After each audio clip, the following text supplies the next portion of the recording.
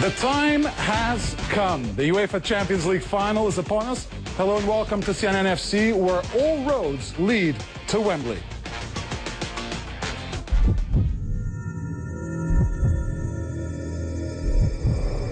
It's all or nothing. Bayern and Borussia Dortmund clash on Saturday with the most prestigious club football title on the line. Who will be celebrating when the dust settles at Wembley?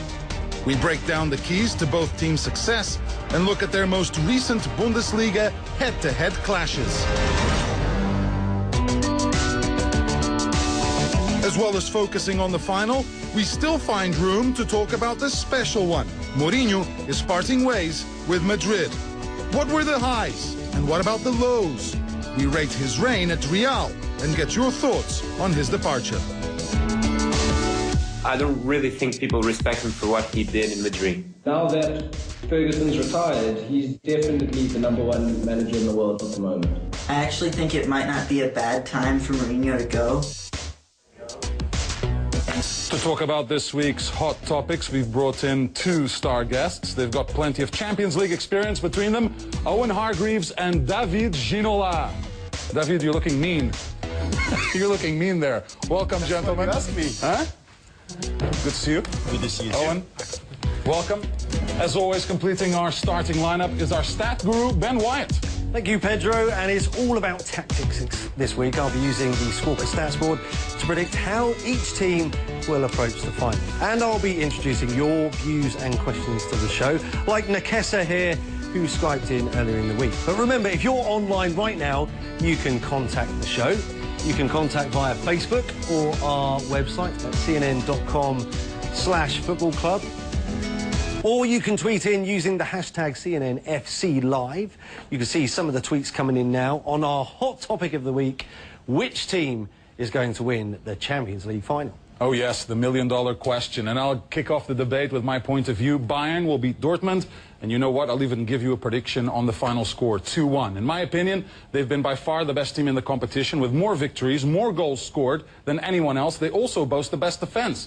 Jupp Heynckes has built an incredibly well-oiled machine, and I just feel their experience from two other finals in the last 3 years means they'll know what to expect on Saturday. Dortmund are a great team, but they're too young, and they depend too much on individual talent to come out on top. Guys, those are my thoughts, but of course, you've been there, you've done it. Do you agree with me, Bayern to win? I think Bayern is the favourite, but I think both teams are great. They both have attacking players going forward. I just think Bayern is, in my opinion, favourite because they have the best goalkeeper. And I think there'll be a lot of shots on target, there'll be a lot of attacking moments in the game, and I think the goalkeeper could be probably the most decisive position in the game because there's great players probably in every position across the pitch. David, what are your thoughts? Well, when we talk about Bayern Munich, we not only talk about the goal they scored, but also I want to emphasize the fact that they defend pretty well. You talk about the goalkeeper, but defensively they have been tremendous. In this final, we're not talking about the supremacy in European football. We're talking also the supremacy in German football. Dortmund won 2010, 2011, the league. Bayern Munich won in 2013, and I think Dortmund needs to win something this year, and the Champions League will be the trophy to get. Quickly, is an all-German final, the first one, a good thing or a bad thing? I think it's a great thing for football because it's the two best teams this season. And I think you should always want the two best teams in the final rather than teams sneaking in like Chelsea did last year where they didn't play amazingly well and they still won. So I think the two best teams is great for football. Quickly, good or bad? Good. Good? Yeah. Good for football. All right, let's take a closer look at both teams, starting with Bayern. Ben, you've been studying the Bavarians. How will they try to win the game on Saturday night? Well, Pedro, I think in Ian Robin and Frank Ribery, Bayern have arguably got two of the finest wingers in world football. But what really sets Bayern apart is just how these two operate with the fullbacks, Philipp Lahm and David Alaba. And what you'll often see in a match is Robben and Ribery will come in on their stronger foot, cut in from the wing, with Lahm and Alaba flying up these wings on the overlap so they can cross in to Mandzukic and Müller. Now, Bayern have got more headed goals than any other team in the Champions League. And if we have a look at Lahm's stats here, you can see he leads Bayern in terms of crosses and assists that he provides for his team. So it's a tactic that's worked really well for them before. This was the pass map in the semi-final against Barcelona. This is the second leg, and you can see just how many passes are concentrated up the wings, and we all know what happened in that match. It's the kind of result that Jupp Heynckes will be very keen to repeat. He doesn't want to have a third defeat in the final in 4 years, and it's this kind of choking that's been on the mind of our first contributor this week. It's Saad from Pakistan.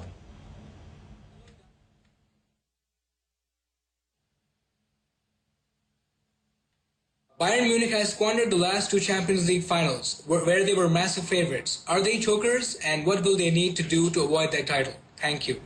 So Saad was saying that if Bayern lose again, they'll be known as chokers. Is that fair? Well, sadly, that's the way the business is. If you get to the final and you lose, potentially 3 times in 4 years, you're chokers. But I think it's an amazing achievement to get to the final anyway. And I think they're doing a great job. But to lose 3 times in 4 years would be a big blow. I think that Thomas Muller has probably been Bayern's MVP this season. Ben talked about Ribéry and Robben on the wings. What are your key players for Saturday's final if you're Jupp Heynckes? Those guys? Schweinsteiger in the middle of the park, I think he's going to have a major contribution in the game. We're talking about Robben and Ribéry on the wings. They provide so many balls in the box in the last few games. I mean, Robben hasn't played much this season, but the last few games he has been just tremendous. Going forward, tracking back. I mean, I didn't recognize him. He was like on fire. And Ribéry, you're talking about Thomas Müller, but I think Ribéry is not far away from being the MVP of the season as well. Yeah, and especially domestically as well, he's been great. Quick one on Jupp Heynckes. Owen, it's his penultimate game as coach this season. Do players think about that and think we want to do it for him? Definitely. I think they've had an amazing time since he's came, and I think it's a very different manager than they had under Van Gaal, who was very disciplined, and I think they're going to want to send him out on a high, and to go out with a treble would be amazing for him. All right, well, that's the story on Bayern. Let's now shine the spotlight on Dortmund, and back to Ben. What should we look out for on Saturday from them? Well, I think one of the big headlines, one of the big worries for Borussia fans around the world may be missing this guy, Mario Götze, who's their star midfielder. In terms of assists, he led his side. Shot assists, he set up more than anybody else, and crosses. So he really provided a lot from midfield. Jurgen Klopp, will be really hoping that these 2 players step up to the plate, Marco Reus and Robert Lewandowski. Now, Reus is the 2nd top goal scorer for the Dortmund side, and he's important because he's a really intelligent player. This was the heat map against the Real game. Bearing in mind, Dortmund are shooting this way, and Reus is a left midfielder, but just look at the amount of area he covers on that pitch. Really hard for defenders to pick up. The other guy, Lewandowski, these are the goals he scored in 1 game against Real Madrid, 4 in all. He's hot when he's on form and he's unstoppable. He just needs 3 more goals in the final to be the Champions League top goal scorer overall. And of all 10 goals, he scored them all with his right foot. So if I was Bayern, I'd try and keep him on his left. Yeah, I think that's easier said than done. When you say all he needs is 3 goals, then that's definitely a possibility. But he's been on fire, so it is a possibility. If Dortmund win, they'll be the youngest side to lift the trophy since Real Madrid back in 2000. Is youth a good thing or a bad thing in a final? I think youth is a great thing, because I think that's what you saw with Barcelona. They weren't hungry anymore. They became complacent. They were too accustomed to having success. And I think hunger, and young players are hungry to prove themselves and to succeed. And I think you saw that Alaba last season, as a young player coming on the scene. And I think hunger is a great thing in any sport. But what about nerves? How do nerves affect young players? Those legs will be shaking in the beginning? Did your legs used to shake for big games? I think it's just before the game, just before the starting whistle. When the referee will whistle the start of the game, that will be over. Yeah. You're going to be focused on what you have to do. But the only thing as well, we're talking about experience, and Bayern Munich got the experience at this level of the competition. But they lost last year, and they know that. Going on Saturday night, playing against Dortmund, got nothing to lose. Bayern, they already lose last year, so they don't want to do it again. So probably going into the game, if things, it's not going in their side, it's going to be complicated for them. Yeah, well, as you'd expect, there's been plenty of thoughts from our fans around the world. They've been sending them in through social media. CNN's Piers Morgan is a high-profile fan of CNN FC, and he says, my Champions League prediction, Bayern to win 3-1. Thoughts on Borussia Dortmund also coming in. Muraze believing they'll shock Bayern just like they did against Real Madrid. And finally, Fakinezi says, I'm with Pedro POV, my point of view. Götze not playing, and Dortmund will lose to Bayern again in more ways than one. All right, we're taking a break, but not before I remind you to join the conversation online by signing in at cnn.com/football club. Send us your thoughts, comments. You can also log in on Saturday for the big game and follow the stats from Squawka as they happen. Later on the show, we'll have more on the battle of the Bundesliga, but when we come back, we're talking about another major story which made the headlines. Mourinho says adios to Madrid.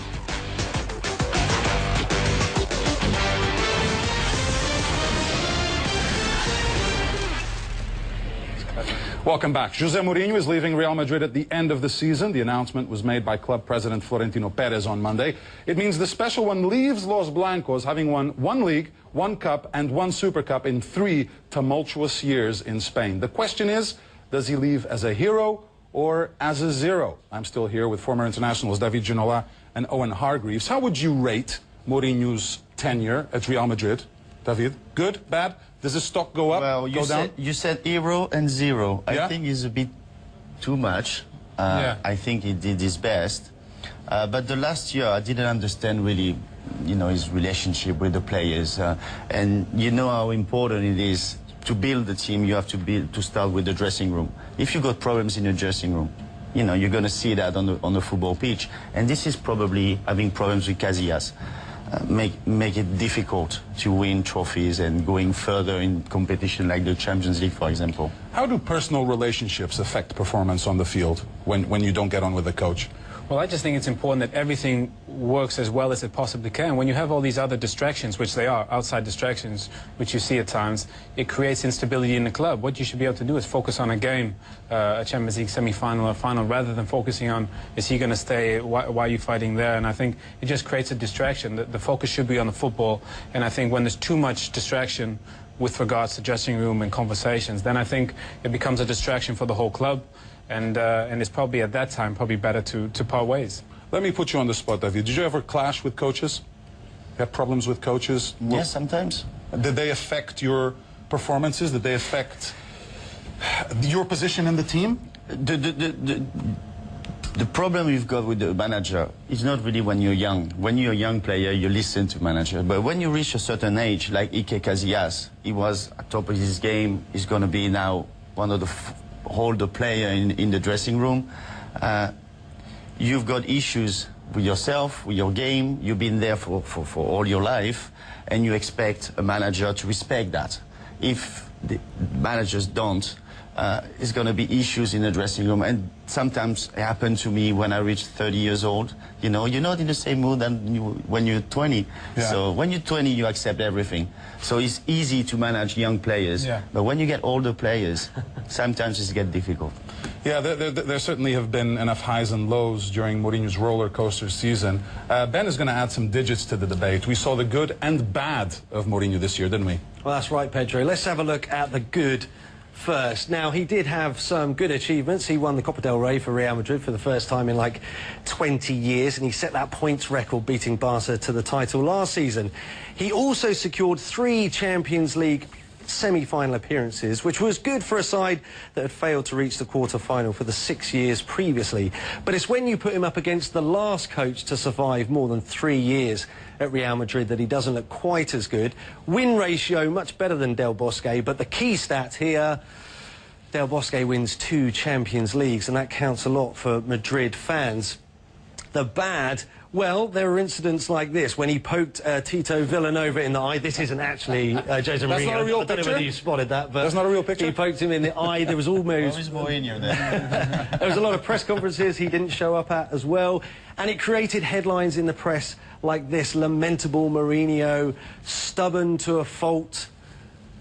And this one here, which says Also, I think ridiculous Mourinho, embarrassing Mourinho. It forced the former club president Lorenzo Sanz this week to say his behaviour wasn't compatible with Real Madrid's history. Yeah, one way or another, he definitely finds a way to make the headlines. He was funny, he was charismatic, he was charming here. Have we seen a different Mourinho in Italy and Spain? Well, I think every time anybody feels threatened, their first instinct is to attack. And I think he probably felt more threatened there than he did here. He felt like he wasn't getting the respect that he deserved, so he kind of attacked back. And I think, obviously, maybe there's ways of doing it politically more correct, but maybe in a way he realized that the chapter was finished with Real Madrid and it was, you know, time to move on. Yeah, well, Mourinho's someone who polarizes opinion. We have one fan who wants to talk about the special one, Ben. That's right. This is Won J. Kim from Manchester in England. Hello, Owen, David, and Pedro. I hope you are doing well. Since the special one failed at Madrid, can anyone succeed? Is Real Madrid unmanageable? So the question, and I'll put it to you, David, are Real Madrid unmanageable? So if Mourinho can't do it, who can? No, I don't think so. I know it's complicated because we're talking about a huge club. You got former players involved in a club like Zidane, like Butragueño. They got these clubs got this identity. Is very special. So to arrive in Madrid is different than arriving at Chelsea Football Club. Even if Chelsea is a big club, Real Madrid got a huge story behind, and you have to respect all that. If you don't do the right thing, people will not be really happy because, you know, you got massive fans all around the world, and Mourinho, what he's shown in the last 2 years is quite unusual for him as well. And you mentioned Chelsea, and the odds are he'll be back in London next season. We'll have to wait to see if that is confirmed. Enough on Mourinho. After a quick break, we'll focus our attention on Saturday's final once again. We're putting our guests to the test with a series of trivia questions. One of them involves the final venue, Wembley Stadium. Stick around. You won't want to miss it.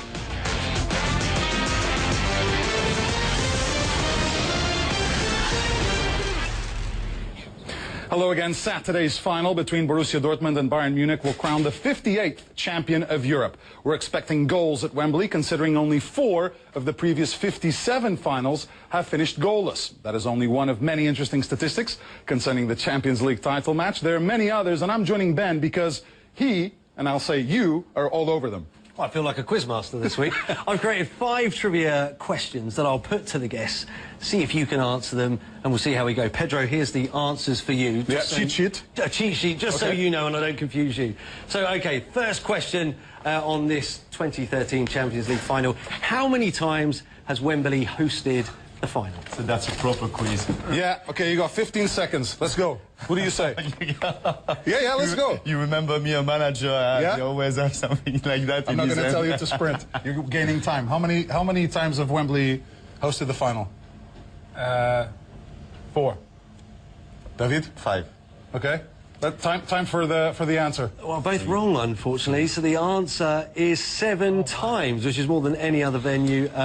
Benfica's Estadio do Luz is holding it next year. So question number 2. Ottmar Hitzfeld is one of only 3 managers to have won the Champions League final with 2 separate teams. He did it with Dortmund and with Bayern. But who were the other 2 managers? Mourinho. Okay. And Ancelotti. No. Mourinho's one of them. Who's the other? This one's tough. No pressure, but I knew this one. It's history, so it would be Heinkes tomorrow. Okay, all right, but that still doesn't count as an answer. All right, the answer is Ernest Happel. Oh my goodness! Yeah, that's a long while ago. Yeah, good for you. Yeah, he did it with Feyenoord, and he did it also with Hamburg. I didn't know those teams. Ben, next. Yeah, you did very well with that one earlier when we were quizzing you in the office as well, Pedro. Okay, so question number 3. Only 3 players have won the European Cup in successive years with different clubs. Who are these players? So, successive years with different teams. I'll give you clues. One of them's Portuguese, one is French. Gerard Piqué? No. He did because he won it with United and Figo? Barcelona. But I don't think he got a medal. Figo? Ah, okay. Luis Figo? No, okay. Seedorf? No. Victor Bahia? No. It's Paulo Sousa, Paulo Sousa won, With Dortmund, yeah. Juventus, Yeah. and Desailly. One with Marseille and Milan. All right, next up, Ben. Has anybody scored any points yet? I No. don't know. Okay, question No number pressure, 4. though. Good effort. Question number 4. Which manager who's led his side to the Champions League final said this? We took the team to a lake in Sweden where there was no electricity. We went without food for 5 days. The other coaches said to me, don't you think it's better to train playing football? I said no. Who said that? All right, this is a manager who's led the team to the Champions League final very recently. So, you got any names? Just throw some names out there. Enkes? Okay, very close. Klopp. Yes. What a guess. All right, guess. First one. Next. Last one. Finally, this is the last question. Just reach across that. There are only 2 Englishmen who have won the European Cup with teams from other countries. Who are these players? David Beckham. No. Myself and McManaman. Yes. Very good. Yes, Very there you good. go. Owen Hargreaves and Steve McManaman. McManaman, yeah, with Real Madrid. So, guys, it was just for fun.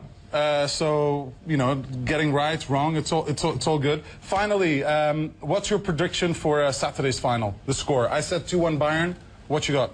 I think 3-2 for Bayern. Wow, 5 goals. I said 2-2.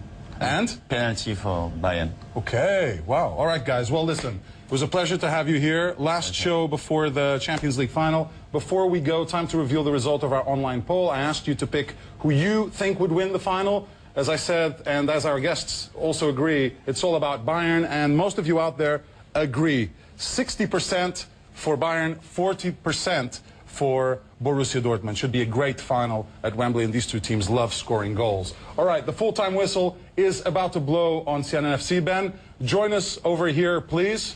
Yeah, just a quick message, Pedro, about our ball and shirt that's been signed by all our special guests in this series. We're working with UNICEF, who are auctioning this ball to raise money for the good work they do with children in Syria. So you can find the link and bid on the ball by going to our website at cnn.com/football club.